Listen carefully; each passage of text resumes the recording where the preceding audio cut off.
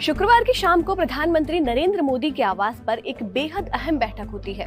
केंद्रीय कैबिनेट की इस मीटिंग में एक नहीं, दो नहीं बल्कि 4 ऐसे फैसलों पर मुहर लगती है जो आने वाले दिनों में देश की राजनीति और अर्थनीति दोनों की दिशा बदल सकते हैं। हालांकि संसद के अगले सत्र में जब ये 4 बिल पेश होंगे तो ये भी तय है कि हंगामा होगा और जोरदार होगा। अब सबसे पहले बात उस फैसले की जो सियासी गलियारों में सबसे ज्यादा शोर मचाने वाला है। खबर है कि मोदी सरकार मनरेगा यानी कि महात्मा गांधी राष्ट्रीय ग्रामीण रोजगार गारंटी कानून का नाम बदलने जा रही है। अब तक हम इसे मनरेगा के नाम से जानते थे, लेकिन सूत्रों के मुताबिक नए बिल में इसका नाम बदलकर पूज्य बापू ग्रामीण रोजगार गारंटी कानून करने का प्रस्ताव है। सिर्फ नाम ही नहीं, इस योजना का पूरा ढांचा बदलने की तैयारी है। अब तक मनरेगा में 100 दिन के रोजगार की गारंटी थी। खबर है कि नए कानून में इस सीमा को बढ़ाया जा सकता है, लेकिन सवाल सिर्फ रोजगार के दिनों का नहीं है, सवाल टाइमिंग का है। पश्चिम बंगाल में तृणमूल कांग्रेस लगातार केंद्र पर मनरेगा का फंड रोकने का आरोप लगाती रही है। वहीं केंद्र सरकार का कहना है कि भ्रष्टाचार हुआ है। ऐसे माहौल में मनरेगा का नाम और नियम बदलना संसद में विपक्ष को कितना रास आएगा, ये देखना दिलचस्प होगा। लेकिन राजनीति से अलग हटकर अगर बात करें देश की इकोनॉमी और एनर्जी की, तो यहाँ एक गेम चेंजिंग फैसला लिया गया है। सरकार ने परमाणु ऊर्जा संशोधन बिल को मंजूरी दे दी है। आसान भाषा में समझे तो अब तक भारत में परमाणु बिजली यानी कि न्यूक्लियर एनर्जी बनाने का हक सिर्फ सरकारी कंपनियों के पास था।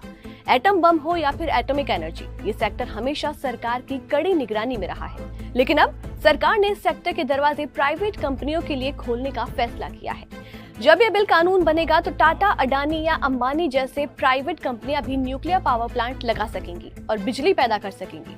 सरकार की दलील है कि 2047 तक भारत को 100 गीगावाट परमाणु ऊर्जा चाहिए और ये लक्ष्य सिर्फ सरकारी कंपनियों के भरोसे हासिल नहीं किया जा सकता। इसके लिए भारी भरकम निवेश और नई टेक्नोलॉजी चाहिए जो प्राइवेट सेक्टर ही ला सकता है।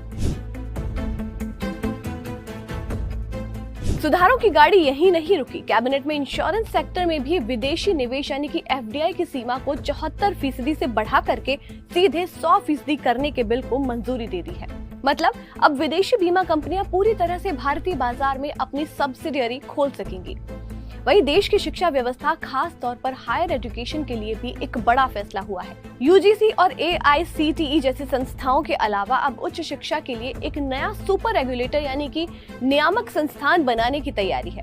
इसका मकसद देश में कॉलेज और यूनिवर्सिटीज के कामकाज को ग्लोबल लेवल का बनाना है।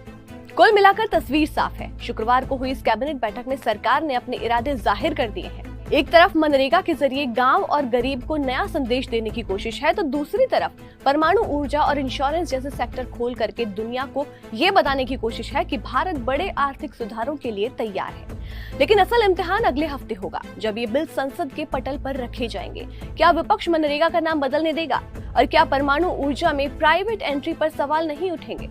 नजरें संसद के अगले सत्र पर टिकी रहेंगी।